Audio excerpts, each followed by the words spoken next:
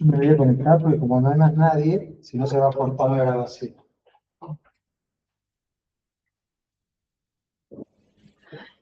Bueno, mi nombre es Florencia, soy residente de acá de la clínica.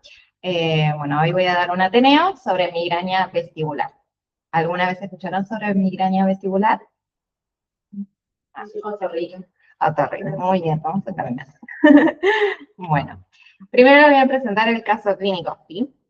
Bueno, el 3 de diciembre del año pasado se presentó una paciente femenina de 15 años de edad que va a consultar por guardia junto con la mamá por un cuadro clínico de 5 días de evolución que se caracteriza principalmente por mareos y vómitos. En ese día, previamente, habían consultado en la guardia. En la guardia.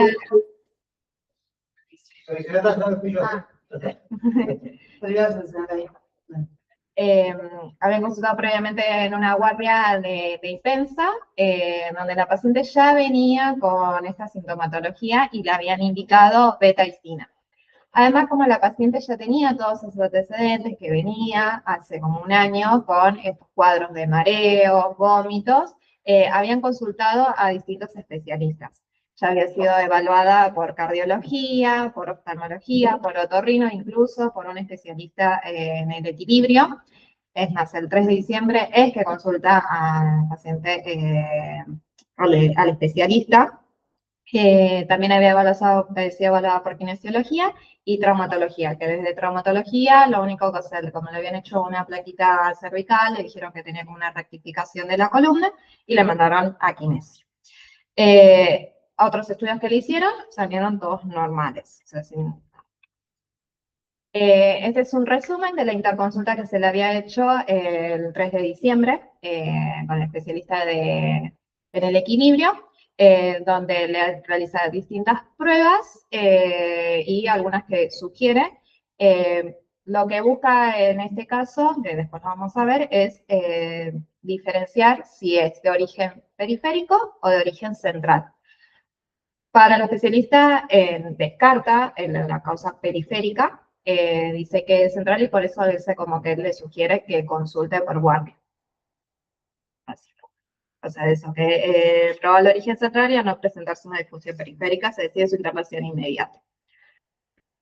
Acá al ingresar, la paciente por estos cuadros, la paciente se presenta como mucha inestabilidad, también estaba muy angustiada, como estudios complementarios a su ingreso, se le pide un laboratorio, se le hace una tomografía de encéfalo, que impresiona normal, y además se le hace una función lumbar, donde el citofísico-químico arroja que tiene 6 elementos, y después finalmente los virológicos y cultivos del líquido cefalorraquídeo se arran negativos.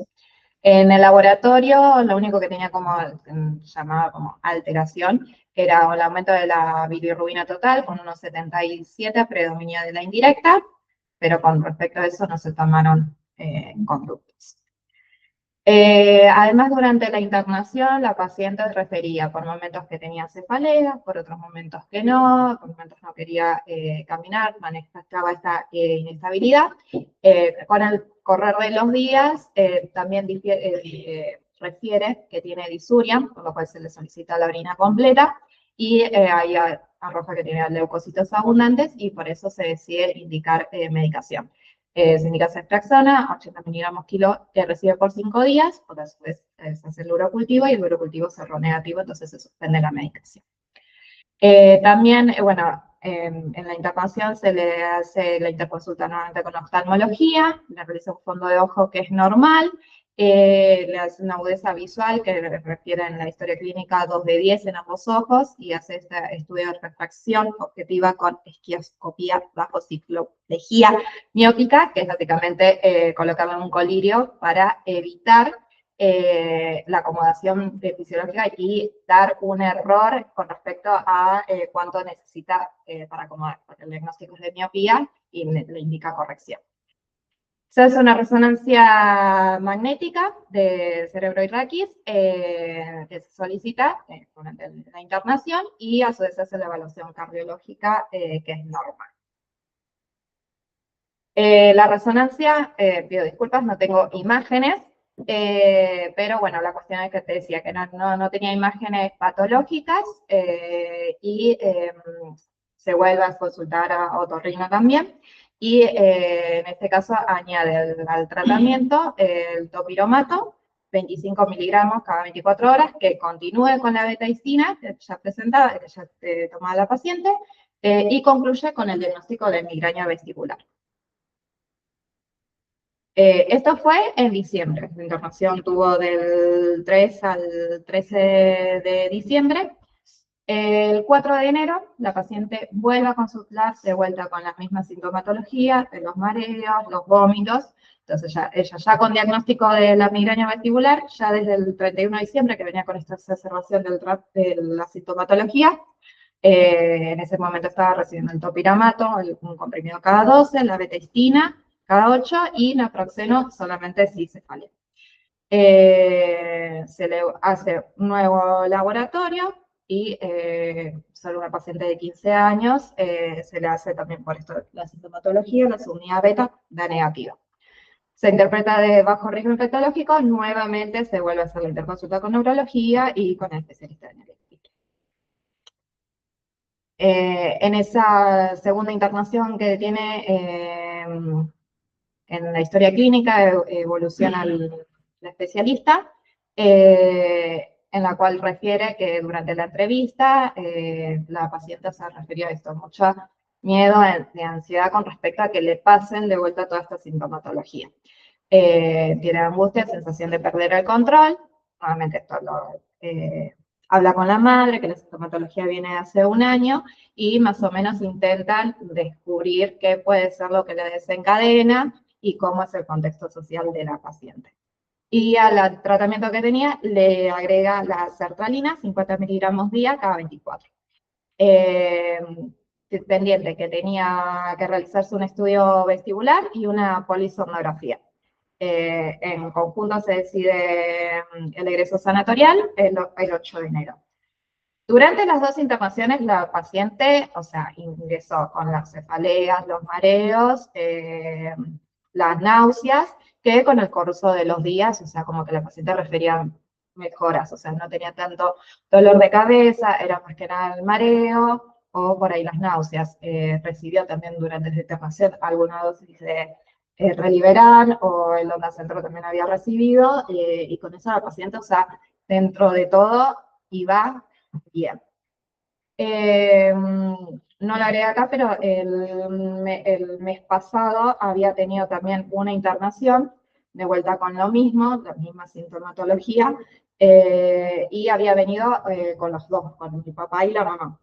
Y con esto hablando de los desencadenantes, el padre justo en una de la anamnesis, el padre refiere y dice, le pasa con el tema del colegio.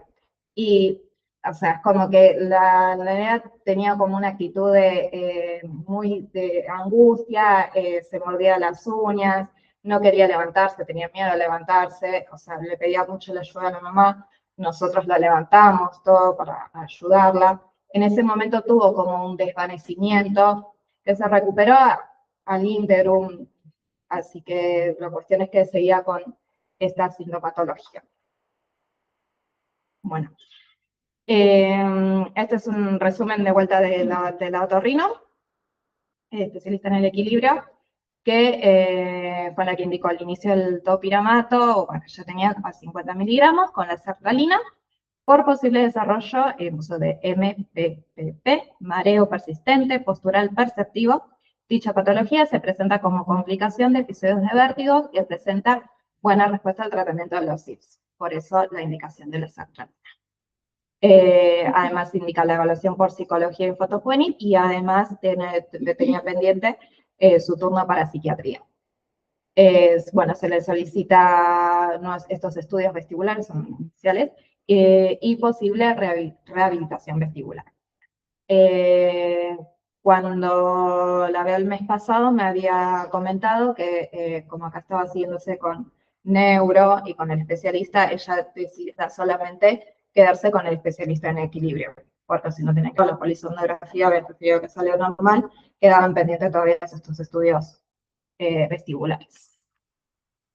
en su momento, creo, si no me equivoco, no le podían hacer el estudio vestibular porque necesitaban que esté asintomática y nunca lograban llegar a un turno sin síntomas. Claro.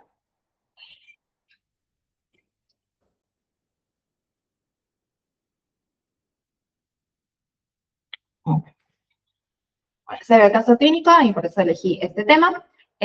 Como definición de qué es la migraña vestibular, se caracteriza por la presencia de vértigo central, ahora vamos a ver qué es, y más la migraña, que puede o no presentarse con cefalea. El vértigo es una sensación de movimiento. El paciente siente que gira las cosas o gira él, su objetivo, o el alrededor, ¿sí? Esto le da desequilibrio e inestabilidad y esto con una anamnesis es que podemos decir que es un vértigo porque hay que diferenciarlo de un mareo, que es una sensación más que nosotros nos referimos como que camina en algodón, pero que las cosas no se mueven. En el vértigo las cosas se mueven. Y en la ataxia, por ejemplo, es un trastorno de una... Sí. Una pregunta. A los practicantes. ¿Todos traen martillo? No. Bueno, sí, la semana que viene. ¿Sí? Tienen que hacer cirugía neurológica. ¿Sí? Al siguiente lo van a ayudar.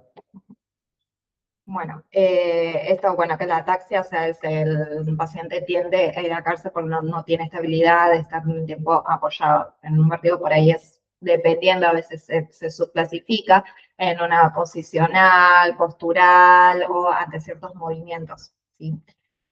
Y bueno, la migraña es un tipo de cefalea primaria que puede presentarse con o sin aura. Acá con el tema del vértigo, esta sensación de que se gira uno mismo o al alrededor, se suele acompañar de síntomas vegetativos, náuseas, vómitos, palidez, sudoración y el nistagmo, ese es el movimiento ocular. ¿Sí? Acabo de diferenciar entre cuando es periférico o cuando es central, que esto es lo que buscó diferenciar el especialista en el equilibrio, con distintas maniobras. ¿Sí? El romper, todos se acuerdan cómo es más o menos el romper, ¿sí? Un paciente de pie, con los ojos cerrados, ¿sí? Y estar atento para ver si se cae o si no se cae. En el periférico dice que es positivo porque se suele caer en esto. El vértigo es, o sea, como tiene conexión con el oído interno, se suele caer del lado del oído afectado. Y por eso es la parte periférica. La parte central hace referencia al tronco, las vías vestibulares. Después, bueno, las características como se suele presentar, el vértigo es más bien periférico, es más brusco, intenso, en el central es más insidioso. Los síntomas vegetativos son más intensos en la forma periférica, más moderados en el central. Los síntomas auditivos, esto de que como es periférico y hay compromiso del oído interno, por eso suelen presentarse hipoacusia, acúfenos en el central no suele presentarse con hipoacusia, y eso también es útil para hacer uno de los diagnósticos diferenciales que después voy a mencionar. Los síntomas neurológicos en el periférico suelen estar ausentes, en el central pueden estar presentes, que por eso también diagnósticos diferenciales, en este caso no se pide la internación de la paciente para descartar el origen central por los diagnósticos diferenciales que tienen que ver más que nada con las urgencias, ¿sí? O sea, un sangrado, una ACV, una infección, ¿sí? Que nos pueden dar sintomatología neurológica. Bueno, el nistagmo a nivel periférico suele ser más bien horizontal, en el central suele ser vertical, y bueno, esto de que si coincide en el romper, la desviación de la marcha, que suele ir también del lado del afectado, y el componente lento del nistagmo hacia el lado enfermo, todo eso suele presentar en el periférico y no así en el centro. Después, con respecto a la migraña, que la migraña, hablamos que es un tipo de cefalea primaria que puede presentarse, esta suele durar entre 4 a 72 horas, o sea, hasta 3 días. Características, suele ser unilateral, pulsátil, de intensidad moderada a severa, y que al paciente no lo deja hacer nada, o sea, ni las actividades cotidianas, o sea, todo le molesta. Después, Esto de las concomitancias, que puede presentar náuseas, vómitos, fotofobia, fonofobia, esto porque todo le molesta, no, prácticamente no requiere ningún tipo de estímulo. Bueno, eso no se debe atribuir a ningún otro trastorno, y esto que en los periodos intercrisis el paciente no tiene sintomatología. La clasificación que presentan o no aura, el aura tiene que ver con unos síntomas neurológicos que pueden ocurrir antes o con el comienzo de la migraña, suelen ser síntomas visuales, sensitivos, y se excluye la debilidad motora. ¿Sí? Bueno, con respecto a la migraña vestibular, afecta al 1.1% de la población, es más frecuente en mujeres, ya de por sí las migrañas también son más frecuentes en las mujeres, y en pediatría suelen afectar a niños mayores y adolescentes. Bueno, afecta la calidad de vida del paciente y, bueno, como son síntomas vestibulares, también, o sea, más allá de la migraña vestibular, en general los trastornos vestibulares son poco frecuentes en pediatría. Pero cuando se presentan es importante tenerlos en cuenta porque es una causa de afectación del desarrollo, ¿sí? Puede afectar tanto el desarrollo motor como también cognitivo. Entonces el paciente puede presentar pautas de desarrollo que no se cumplen, ¿sí? Hay distintas, pueden haber otras causas de estos compromisos vestibular y que después te menciono, que ya había mencionado el tema de la importancia de la rehabilitación vestibular. Bueno, como concomitancias puede presentar trastornos del sueño o depresión. Representa la causa más habitual de mareo en la infancia, porque ellos lo refieren así, no van a venir diciendo que tienen vértigo. Los trastornos, bueno, estos, los trastornos vestibulares son poco frecuentes en la infancia, y dentro de ellos el vértigo paroxístico benigno de la infancia y la migraña vestibular son los más frecuentes. Bueno, con respecto a la clínica, antes era como, costaba diferenciarlo entre otros tipos de migraña. En el 2021 se hace un consenso en donde se establecen los criterios clínicos, porque es un diagnóstico clínico el de migraña vestibular, pero para esto tenemos que descartar con ayuda de exámenes complementarios las otras causas. Bueno, es el vértigo de moderada a severa intensidad, que puede durar de minutos a días. Para denominarlo así migraña vestibular, tiene que tener el antecedente del paciente de migraña, como antes habíamos mencionado, con o sin aura, y la mitad de los episodios se asocian con alguna de las características de migraña, que sea la cefalea, si no tenían antecedente, digamos que ahora sí tenga estas características los episodios. Cefalea intensa, pulsátil, migrañal, que dificulta hacer las actividades habituales, fotofobia y fonofobia, y puede presentar aura visual. Como otras manifestaciones, los síntomas vegetativos, como ya hemos mencionado, el nistagmo, y se hablaba de que la búsqueda del tema de desencadenantes, que es lo que puede producir estos episodios. Y se han mencionado la menstruación, el estrés, la actividad física, la alimentación, trastornos del sueño, deshidratación o una estimulación sensorial excesiva.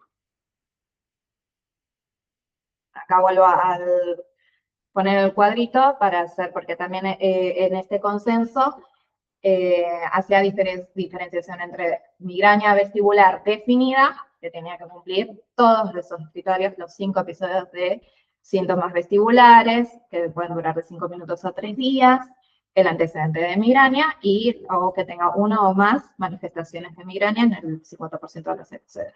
Y que no le explique ninguna otra causa. Y después hacía una distinción con migraña vestibular probable, en el que directamente, o sea, no se cumplen todos los criterios previamente mencionados, que igual, o sea, son los mismos, pero no llegan a cumplirse todos como para decir que es definitivo. Ay, perdón. Bueno, en la anamnesis entonces es importante establecer esto. ¿Qué es lo que siente el paciente? Que lo pueda describir, o en un paciente que no puede hablar o que se dificulta, el padre, qué es lo que lo acompaña, qué es lo que ve, en qué momento, si no se puede parar, si cuando se para aumenta la base de sustentación, y quiere apoyarse, no se suelta. No. Bueno, y los síntomas vegetativos. Establecer cuánto dura tratar de establecer qué es lo que le puede conectar. En nuestro caso, el padre dice, siempre le pasa con el tema cuando va al colegio, pero, y bueno, los antecedentes. Diferenciar si es agudo, porque si es un paciente, no es nuestro caso, la paciente ya venía con esta sintomatología de hace un año. Así que bueno, cuánto es recurrente o si es crónico. La evaluación neurológica, que acá vamos el tema del nixtambo, observarlo, ver si se puede también desencadenar, evaluación de pares craneales y el romper, como hemos mencionado. La audición, tenemos que hacer la valoración también para ver si el paciente tiene hipoacusia, para el diagnóstico diferencial, y la neuroimagen, una tomografía o una resonancia, también más que nada para descartar algo agudo. Bueno, acá como diagnósticos diferenciales pongo esto de urgencia, que era lo que habíamos mencionado, un ACV, una infección, un absceso, algo que genere compresión y que puede favorecer la sintomatología. O más bien algo difuso, pero que, bueno, que genere un edema, un autoinmune, todo puede favorecer sintomatología. Y dentro de lo que sería más que nada por la migraña vestibular, se había mencionado que esta era la distinción con la que se hacía, con la que se denomina ahora migraña con aura troncoencefálica, que antes se la mencionaba migraña basilar, que también suele estar precedido por un aura visual, sensorial o de lenguaje, que tiene la diferenciación, por eso lo he marcado, síntomas vestibulares que duran menos de 5 a 60 minutos. El otro podía durar días. Siempre es mandatoria que esté presente la cefalea, cosa que en la migraña vestibular puede no estar presente. Los síntomas del tronco, que son la ataxia, disartria, diplopía, hipoacusia, los vértigos acúfanos y trastornos en la conciencia.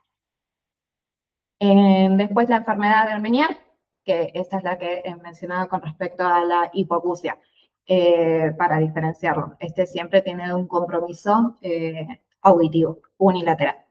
Y bueno, con respecto a eso, se desarrolló en la acúfenos el vértigo, que puede durar minutos a un día. Y es progresivo. Y después el otro que es frecuente, dentro de los trastornos vestibulares, el vértigo paroxístico posicional benigno, en la cual se puede desencadenar con la maniobra de Disk-Hallpike. Dura poco tiempo, esto representa la segunda causa más frecuente de vértigo, y la afectación es diferente. El vértigo paroxístico suele ser más frecuente en edad preescolar, mientras que el otro es más frecuente en mayores y adolescentes. ¿El Meniere siempre es unilateral? ¿Positivos? Sí. Sí.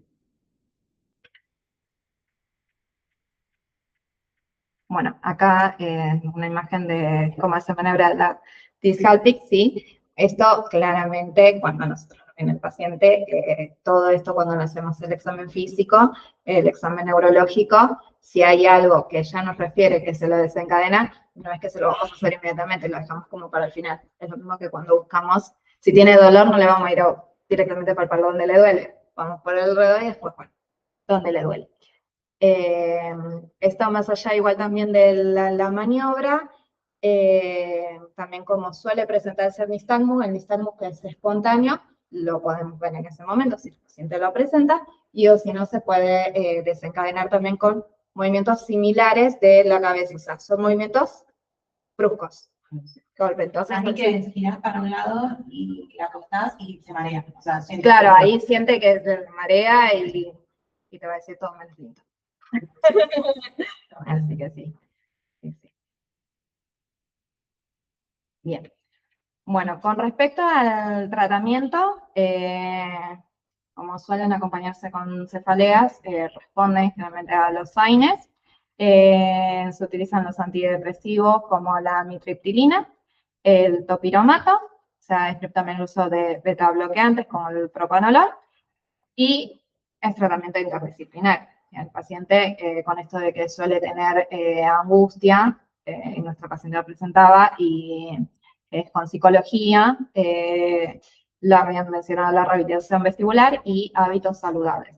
Esto es como, es en general, no es algo que tenga probado, pero se trata de, como se suele acompañar de otras cosas, y nunca a veces es que fue primero, lo que es hábitos saludables, el tema de la alimentación, que respete las comidas, que sea alimentación variable, que haga alguna actividad física, con respecto al sueño, que tengan la higiene del sueño, que eviten tantos estímulos estos sensoriales como para calmar un poco todo el alrededor del contexto, ¿sí? Bueno, acá puse en este mismo que había sacado del consenso, las drogas que suelen utilizarse, ¿sí? Con algunos de los factores, efectos adversos que pueden presentar.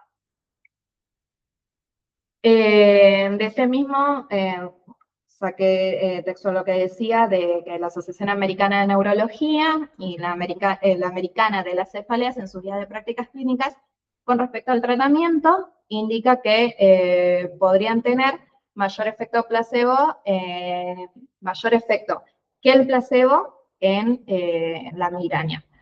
Por eso indican el topiramato, el propanolol, la mifepristona, pero siempre en conjunto con una terapia. Creo que es el que seguía, no. Bueno, igual después más adelante lo menciono, que porque lo que se busca en estos pacientes, o sea, es que tengan menos sintomatología. Entonces sería la profilaxis. Y hay estudios en los que decían que habían aumentado los casos, los episodios de los pacientes.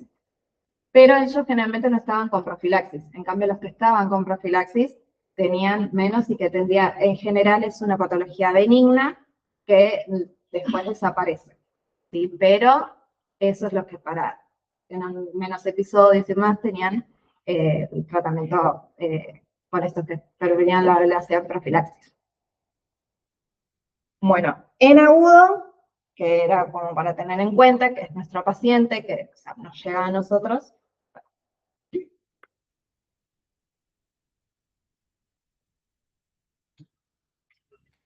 Bueno, favorecer el reposo, existen sedantes vestibulares, los antieméticos, y se mencionaban como el uso de corticoides, eventualmente, si presentaban esa sensación de oído pleno, de oído ocupado, que en la cual puede deberse como a enfermedad autoinmune del oído interno, o enfermedad de Meniere, que por eso podrían responder. Sin embargo, esto, banderas rojas, tener en cuenta qué es lo como se puede presentar. Si es una cefalea muy intensa, que no cede con los analgésicos, si tiene vómitos persistentes, si se acompaña con alteración del estado de conciencia, signos focales, si tiene una visión doble súbita, la presencia de ataxia, la presencia de vértigo con notalgia o la presencia de vértigo con fiebre. Todo esto son como banderas rojas como para nosotros para descartar otras etiologías. Acá está lo del pronóstico, que decía que en un trabajo en el que se siguió por 9 años a los pacientes, los ataques de vértigo se redujeron un 56%, aumentaron un 29% y se mantuvieron un 16%. Después los síntomas cocleares se incrementaron de un 16 a 49%, los signos de disfunción cerebral o periférica, siendo más frecuente en estado posicional, pasaron de un 18 a 45,7%, pero de todos estos pacientes, la mayoría no recibía tratamiento profiláctico. Y lo mismo con otros trabajos que reportan menor tiempo de progresión, pero posiblemente esto sí se encontraba bajo tratamiento. Bueno, con respecto a la rehabilitación vestibular, se trata de un conjunto de ejercicios que se realizan al paciente con el fin de reducir la sintomatología, la inestabilidad, lograr el control postural y evitar las caídas. El objetivo es alcanzar la máxima funcionalidad del paciente para realizar las actividades cotidianas y que sea acorde al desarrollo, la edad cronológica y evaluar las pautas madurativas motoras. Esto de la rehabilitación vestibular lo saqué de un webinar de la SAP con especialistas, en la que, bueno, mencionaba que las distintas edades, los trastornos vestibulares, que cómo pueden afectar. Hay videos, no los copio porque no me parecía, pero en la bibliografía está el link, así que les invito a verlo. Está muy bueno. Acá está. Puse esta imagen porque mencionaba todas las cosas que vos podés hacer con el nene. Más que nada con los más chicos. Esto no quiere decir que con nuestro paciente no se pueda realizar, que son todos juegos que nosotros normalmente hacemos, que cada uno hace, que no tenemos conciencia del movimiento de esto, de los conductos semicirculares, cómo se mueven los odotolitos. Esto nosotros no nos damos cuenta porque es toda una coordinación en la cual, o sea, es central y va más allá de nosotros. Pero hay una conexión, estos los reflejos que se estudian son el reflejo vestibulo-ocular, que es lo que nos permite que nosotros, o sea, nos podamos mover de golpe, escuchamos un ruido y no es que giramos la cabeza y lo acompaña en los ojos y no nos mareamos, ¿sí? O si no, lo mismo que un movimiento brusco con el tema de levantarse, cambiar de posición de golpe, ¿sí? Hace que haya contracciones en los músculos que evitan también que nos caigamos, ¿sí? Entonces, todo esto lo que buscan es hacer ejercicios, juegos con los pacientes para que empiecen a acomodar esto, ¿sí? Es hablaba de distintas fases de la rehabilitación, como habituación, adaptación, toda esa terminología utilizaba para que el paciente empiece a tener menos síntomas. Y empieza de una menor complejidad a una mayor complejidad, o sea, empezamos con algo tranquilo y después se le va agregando, o sea, como 2 juegos a la vez. Y, por ejemplo, incluso, o sea, que para nosotros es por ahí más habitual el jueguito de los pescaditos que van girando, o sea, que vayan pescando. Por ejemplo, lo hacían primero con un imán, que es como más fácil, y después ya con un hilito, ¿sí? Entonces requería más trabajo, más concentración, que el paciente se quede mirando, pero a su vez eso está girando. Entonces eso, o sea, y si el paciente no está teniendo sintomatología en ese momento, es que justamente está funcionando esto de la rehabilitación. ¿Y sabes a dónde lo mandan? Si lo hace un kinesio, un TO, un otorrino, ¿sabes qué lo hacen? No sé qué hace. Lo debe derivar el otorrino igual, pero no sé qué especialista. Puede ser. Terapia ocupacional, Bien. Bueno, como conclusiones, entonces los síntomas vestibulares son poco frecuentes en la infancia, pero esto afecta en la calidad y el desarrollo del paciente. El diagnóstico es más bien clínico, con estos los criterios que habíamos mencionado, pero los exámenes complementarios son los que nos permiten descartar causas potencialmente graves. Y no tiene un tratamiento en sí específico, sí se fomenta el uso de del topiramato. Por ejemplo, esta paciente tenía la betahistina, que justamente es para los síntomas vestibulares, pero es como, no tiene mucha evidencia, por lo menos de donde lo leí. Así que, bueno, no es un tratamiento específico, pero sí se favorece el uso de esta medicación para reflejos. Tengo la bibliografía. El último es el link del webinar.